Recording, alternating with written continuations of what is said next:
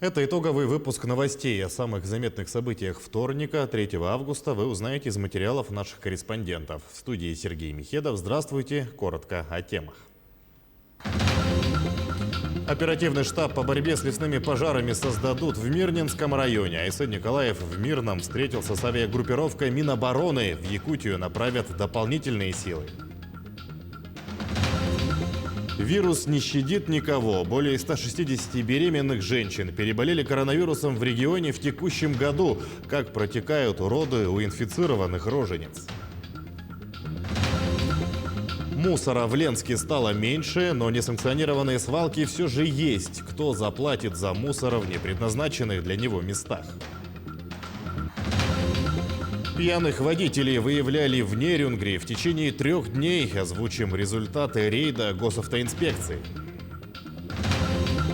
Он прошел путь от дворовых полей в пригороде Якутска до высшего дивизиона страны. Якутянин дебютировал в российской футбольной премьер-лиге.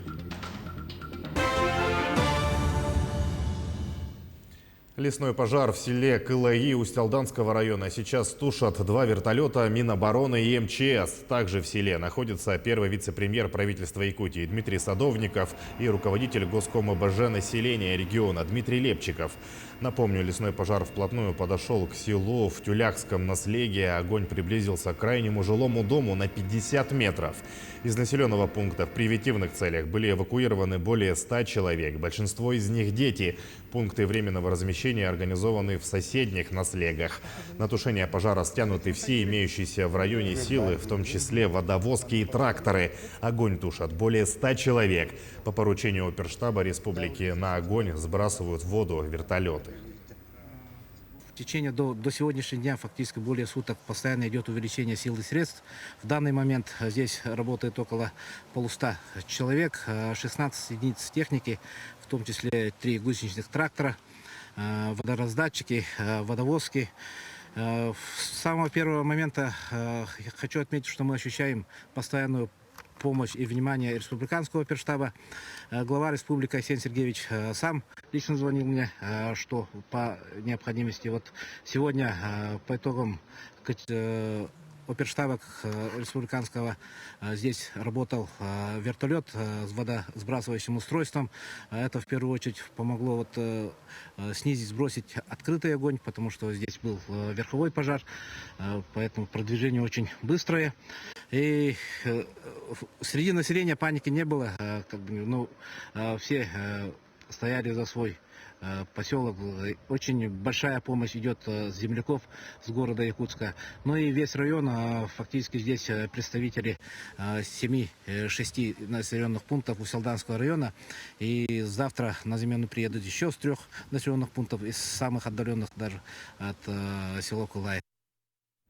Лишний раз убеждаюсь, что в аграрных населенных пунктах, районах народ сплоченнее. И на беду они все откликнулись. У Салданского района не понаслышке знаю, что как такой патриотичный такой район, да, потому что сухая погода, она не дала травостоя. Сегодня знаете, что объявлена чрезвычайная ситуация и по кормозаготовке.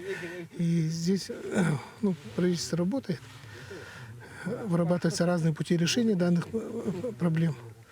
Но доля моя такая, чтобы отстоять, как говорится, населенные пункты, чтобы не пострадала, как говорится, экономика, жилые постройки, население, безусловно. Над этим мы работаем. А к селу Сите лесной пожар подобрался на расстояние в полкилометра. Об этом нашему каналу рассказал глава Кобяйского района Иван Левин. На территории Ситинского наслега действуют 5 пожаров. После опашки и встречного отжига с усилением ветра с востока очаги перекинуло в 2 местах через грунтовую дорогу в сторону поселка. Ночью они были локализованы. Однако ближайший очаг находится на расстоянии 600 метров от населенного пункта, но там имеется естественная водная преграда в виде речки, сказал Левин. Чтобы не допустить переход огня по периметру села, выставили группы с мотопомпами. Кроме того, ночью дополнительно расширили минерализованные полосы. По указу главы республики у нас к нам прибыла дополнительная тракторная техника, которая у нас в 2 смены работает Вот, также получили поддержку от Сахатранснефтегаза, гусеничный тоже вездеход, вот, который на сегодня тоже задействован. Также сегодня получили с районного центра поселка Сангар пожарную машину, которая тоже уже выставлена в сети для защиты населенного пункта, здания сооружения. Вот, в случае улучшения ситуации по части задымленности подготовили ПВР на 150 мест. Вот, так, и завтра, значит, планы при изменении ветра противопожарная служба планирует встречный отжиг. Вот, и сегодня еще с Ангары прибудет дополнительная группа бойцов авиалесохраны. Вот, поэтому силы и средства выставлены, распределены. Вот, надеемся, что в ближайшие часы вопрос решится в положительную сторону. Глава республики работает в Мирнинском районе. В первой половине дня Айсен Николаев встретился с авиагруппировкой Министерства обороны, которая борется с огнем. На территории региона действует крупная авиагруппа. Это 7 воздушных судов МЧС России, 3 самолета Би-200, 4 вертолета Ми-8 с водосливным устройством, а также 6 воздушных судов Министерства обороны России. Это 2 самолета Ил-76 и 4 вертолета Ми-8. Также полезен самолет-зондировщик Ан-26 с установкой «Циклон». Глава региона осмотрел самолеты и поблагодарил экипаж за самоотверженный и добросовестный труд. По просьбе Айсена Николаева сегодня министр обороны Сергей Шойгу поручил дополнительно направить в нашу республику сводную инженерную роту. 109 человек и 16 единиц техники из состава Восточного военного округа. Данным экипажем выполнено 18 вылетов на тушение пожара. Достаточно успешно. Для выполнения данной задачи необходимы условия определенные метеорологические, которые сейчас в данный момент не соответствуют параметрам, поэтому пока мы не можем выполнить данную задачу из условий безопасности полетов. Главе республики рассказали о процессе тушения лесных пожаров. По словам летчика-наблюдателя авиалесоохраны, сегодня в Мирнинском районе бушуют 3 очага на общей площади почти 200 тысяч гектаров. Всего в тушении заняты более 70 человек и 10 самолетов, но пока они стоят по причине погоды и задымленности. Я считаю, что все-таки за последние 2 недели оперативный штаб здесь на месте отработал не до конца эффективно. Тот пожар, который здесь действует, который возник в районе населенного пункта Сюльдюкар еще в конце июня месяца, он имел все возможности здесь район этот пожар остановить где-то в середине июля месяца. Но в силу того, что не были там сосредоточены большие силы, не было привлечено в том числе и силы промышленных компаний, местного населения, пожар ушел. Ушел он сначала от Светлого, и более того, последние дни из-за сильных ветров пожар перешел региональную дорогу Анабар. Также Айсен Николаев дал поручение создать в Мирнинском районе единый оперативный штаб по тушению пожаров, аналогично Горному району, который работает с июля. Свое решение глава обосновал сложной пожароопасной обстановкой и необходимостью координации всех сил и средств. Кроме этого, Айсен Николаев поручил усилить работу с населением, рекомендовал рассмотреть вопрос сокращения рабочего дня из-за сильной задымленности и усилить деятельность учреждений здравоохранения. В целом, как отметил глава республики, лесопожарная обстановка в регионе находится на контроле. По Мирному также я дал поручение, чтобы все-таки здесь была организована работа с населением. Потому что я вижу, что мало информации идет от оперативного штаба, она порой запаздывает. Нет прямых выходов руководства и района, руководства сил, которые борются с огнем, с информацией о текущей ситуации, по пожарной ситуации в лесах Мирнинского района, ну и близлежащих районах также, потому что, конечно же, сильное задымление, которое есть сегодня в Мирном, оно в том числе и происходит от пожаров, которые есть в других районах. Западной Якутии. Но при этом, опять же, я обратил особое внимание, что, конечно же, пожары надо тушить вне зависимости от того, на территории какого района они находятся. Вот пожар, который рядом с Алмазным, он, конечно же, мог быть потушен очень быстро со стороны Мирнинского района. Но опять же, это вот разделение, это Сунтарский район, это Мирнинский район, неразбериха, они привели к тому, что пожар разросся, и опять вот сейчас самое большое количество дыма как раз на Мирный идет именно от этого пожара, который возник в районе населенного пункта Алмазный. Дано мною поручение также, чтобы здесь все-таки были для людей в условиях такой сильной задымленности сделаны послабления по работе. Вот в Якутске, например, было выпущено решение, рекомендация работодателям для людей делать укороченный рабочий день. Здесь, я думаю, тоже это вполне спокойно можно делать. Также, конечно же, надо усиливать работу и скорой помощи для более быстрого реагирования на жалобы людей. Сейчас к эпидобстановке еще 146 человек заразились в Якутии коронавирусом за минувшие сутки. Из них большинство в Якутске – 81. В Мирнинском районе 17 случаев заболевания, по 11 человек заразились в Алданском и Усть-Алданском районах. В Нерюнгринском – 6, в Намском – 5, по 2 заражения в Вилюйском, Мигино-Кангаласском, Нюрбинском и Сунтарском районах. Кроме того, в Ангинском, Кобяйском, Ленском, Усть-Майском, Хангаласском, Чурапчинском и Вено-Бытантайском районах обнаружили по одному случаю заболевания. Лаборатории исследовали 686 проб на ковид. Между тем, более 160 беременных женщин переболели коронавирусом в Якутии в текущем году. О том, как протекают роды у инфицированных рожениц, а также о лечении матери и ее новорожденного. Материал Марфирины Алексеевой.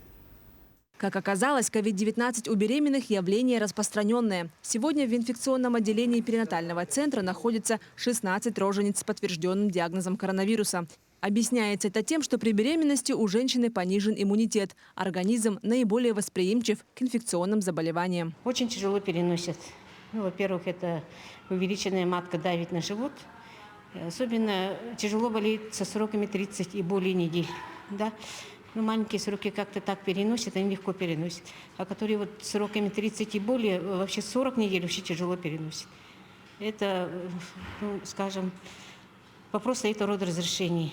Фаина Ягнышева лежит в больнице почти месяц, но со своей дочкой еще не виделась. Ковид врачи вылечили за 2 недели, однако сейчас ей приходится лечить осложнения, вызванные коронавирусом. У меня было 2 кесарева, первое и второе. И, конечно, вот это второе, оно с осложнениями намного прошло, и тяжелее, и вообще далось по восстановлению.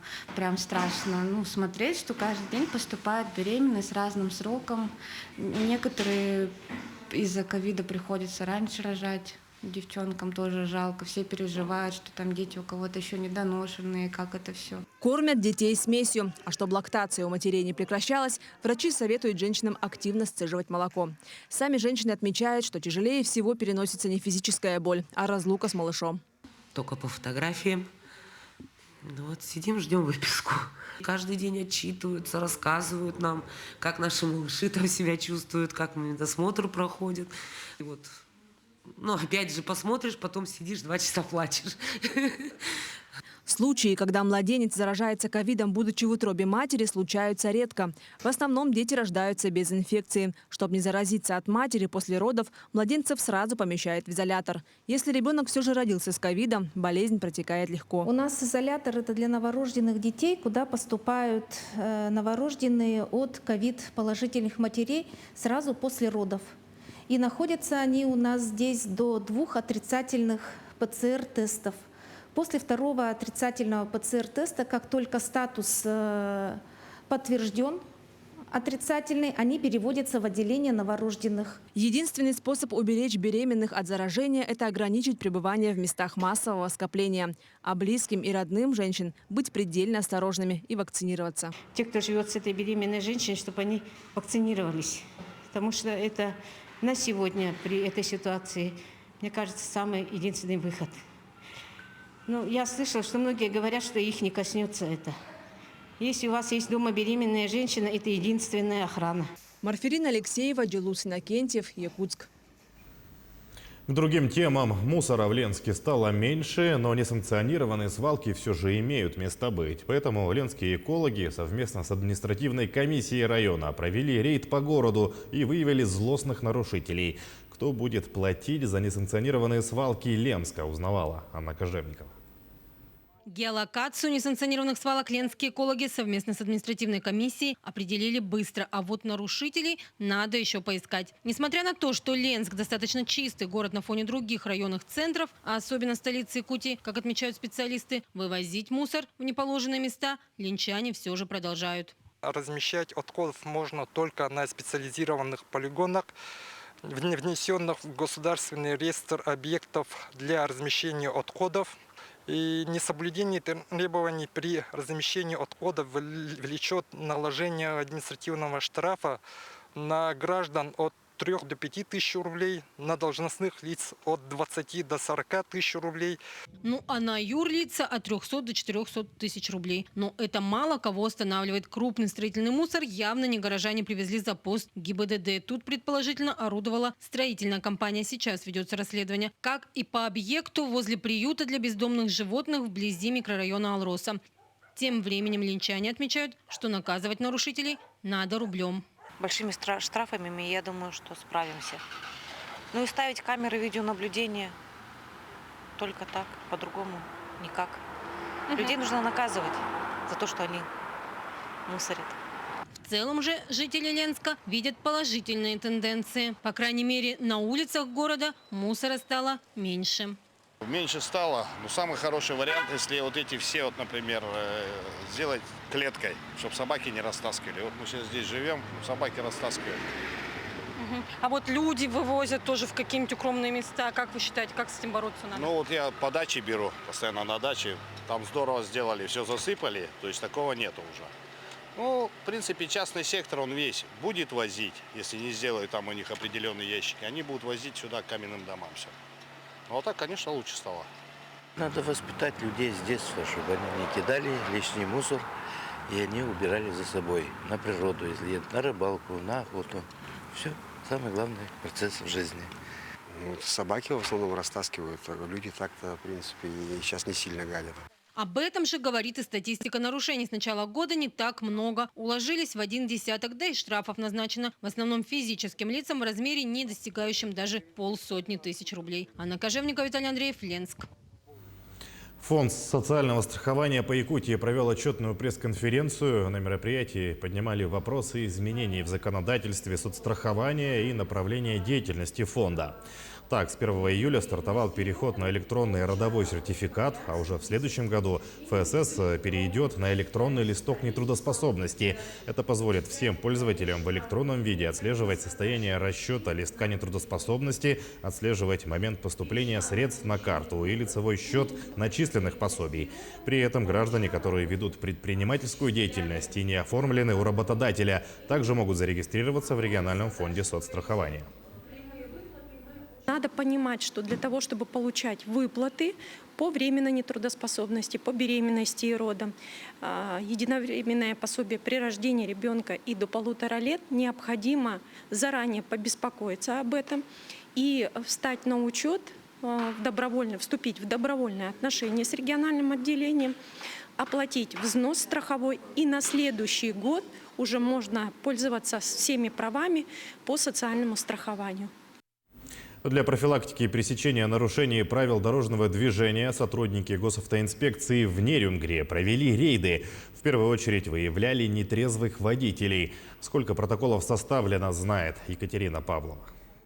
Инспектор ДПС, лейтенант полиции Владышев. Ваши документы.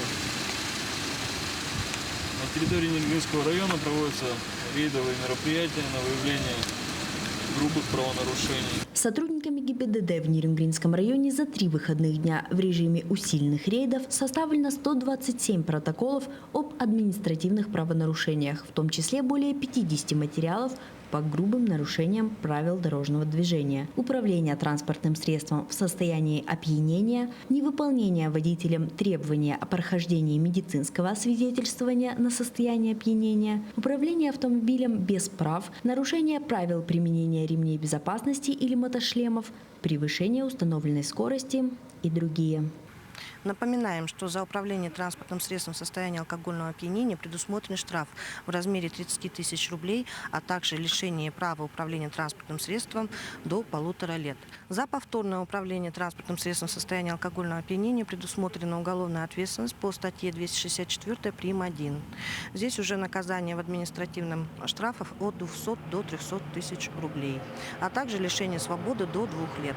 В ходе рейдовых мероприятий сотрудники госавтоинспекции на посту ДПС производят досмотровые мероприятия, направленные на выявление признаков преступлений, связанных с незаконным оборотом наркотических средств, оружия, боеприпасов, биологических ресурсов и драгоценных металлов. Госавтоинспекция обращается ко всем участникам дорожного движения с просьбой не оставаться равнодушными к проблеме пьянства за рулем и своевременно информировать полицию о водителях, которые ведут себя на дороге неадекватно по номерам телефонов 02 102 454 39.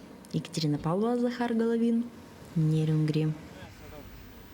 Аппарат уполномоченного по правам человека в республике подвел итоги 8-го этапа социально-благотворительной акции «Путь к дому».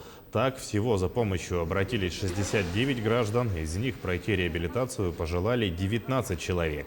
88 человек прошли флюорографическое обследование на наличие инфекции ВИЧ и вируса гепатита. 17 человек направлены в реабилитационные центры, 4 в наркологический диспансер для снятия алкогольной интоксикации и дальнейшей реабилитации. 2 возвращены домой, в Намский район. По результатам проведенной проверки МВД по Якутии лиц, находящихся в розыске, не установлено. Если гражданин оказался в трудной жизненной ситуации по разным причинам, тут не обязательно человек, может быть, отбывал наказание в местах лишения свободы, а затем остался на улице. Причин социальных очень много разных. Поэтому именно в отношении тех, которые желают вернуться, вот была организована акция уполномоченным по правам человека в республике совместно с Министерством внутренних дел. И очень многие федеральные территориальные структуры, органы исполнительной власти, их подведомственные учреждения, органы местного самоуправления, общественные организации поддержали. В завершении о спорте. Якутянин дебютировал в российской футбольной премьер-лиге накануне в рамках 2-го тура национального первенства. В матче между Краснодаром и Химками свою первую игру в сильнейшем дивизионе страны провел Артем Соколов. Воспитанник якутской школы футбола, выступающий за подмосковный клуб, вышел на замену в компенсированное время и успел принять участие в нескольких атаках. Напомним, 18-летний якутянин, играющий на позиции полузащитника, перешел в Химки из Чертанова этим летом. В предсезонном турнире «Кубок Пари-матч» Соколов провел 3 встречи, отличившись 2 голевыми передачами. Отметим, что футболист из микрорайона Марха стал первым якутянином в истории, выступающим в российской премьер-лиге. Таким наши корреспонденты увидели уходящий день. Помните о безопасности, носите маску, соблюдайте дистанцию в общественных местах. А еще лучше пройдите вакцинацию. Оставайтесь с нами.